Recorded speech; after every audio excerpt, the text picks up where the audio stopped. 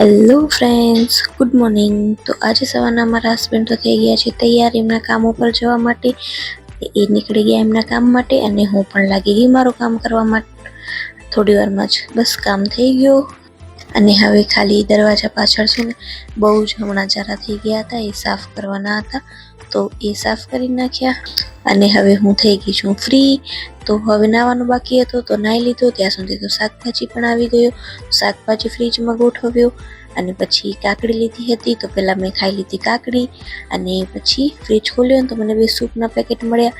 તો આજે મેં મારા માટે સૂપ બનાવી નાખ્યો, કેમ કે સવારના ટિફિનમાં છે ને શાક બનાવ્યો હતો એ ઘણું બની ગયું હતું, એટલા માટે આજે બપોરના શાક રોટલી બનાવવાના ન હતા તો મેં સૂપ બનાવી અને સૂપ પી લીધો. 12:30 થઈ ગયા હતા અને હવે તો કાંઈ કામ પણ નહોતું. મેં કીધું સૂપ પીને હવે થોડીક વાર સૂઈ જઈશ. તો તમને આજનો મારો બ્લોગ ગમ્યો હોય તો લાઈક, શેર, સબસ્ક્રાઈબ કરજો.